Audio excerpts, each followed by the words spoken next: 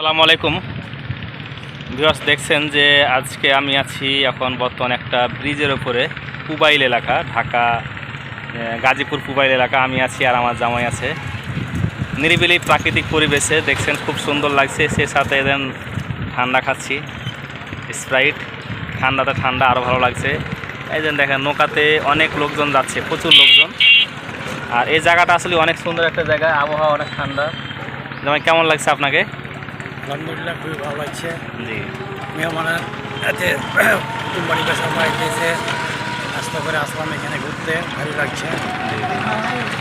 আসলে জায়গাটা অনেক সুন্দর, এই জায়গাটা খুব সুন্দর। বসে থাকতে ভালো লাগছে না? আলহামদুলিল্লাহ। মানে আমরা যেখান থেকে আসছি ওখানে মনে হচ্ছে আর যাবো না, এরকম একটা একটা এত আনন্দদায়ক একটা জায়গা পেয়েছি। আর পানিগুলা দেখছেন কালো পানি, হয়তো একটু ময়লা আছে কিন্তু অনেক পরিষ্কার। আর এগুলা বিল এলাকা, তো ঢাকা শহরে বিল এলাকা মনে মজাটা আলাদা। কারণ যারা শহরে বসবাস করেন তারা এগুলোতে ঘুরতে আসে, কারণ এরা নদী কী জিনিস খুব একটা জানে না। নিরিবিলি প্রাকৃতিক পরিবেশে ঘুরতে আসে। এগুলোতে বিকেল টাইম হলে অনেক লোকজনের সমাগম হয়, প্রচুর লোকজন থাকে এগুলোতে। আসলে ঢাকা শহরে যদি বিল এলাকাতে আসা যায় তাহলে জানা যায় যে প্রাকৃতিক পরিবেশের নিয়মকানুন বা প্রাকৃতিক পরিবেশে যে মানুষ গড়ে ওঠে গ্রামাঞ্চলে, যাদের সম্পর্কে ধারণা পাওয়া যায়, এটা একটা বাস্তব প্রমাণ।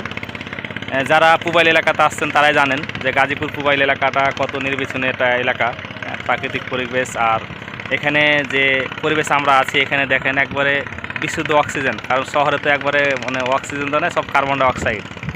তো এখানে মন ছোঁয়ার মতন একটা জায়গা, দেখছেন। আর জায়গায় উঁচু উঁচু ব্রিজ, কিছু বাড়ি আবার পানিতে ডুবে আছে। এই দেখেন শাঁসা আগে বাতাস লাগছে, বাতাস লাগছে না? শরীর ঠান্ডা হয়ে গেছেন আপনার? এখানে কতক্ষণ থাকবেন? কিছুক্ষণ থাকি, ভালো লাগছে থাকতে। আচ্ছা আচ্ছা, তো ঠিক আছে, ভালো থাকেন, সুস্থ থাকেন, সবাইকে ধন্যবাদ। আসসালামু আলাইকুম।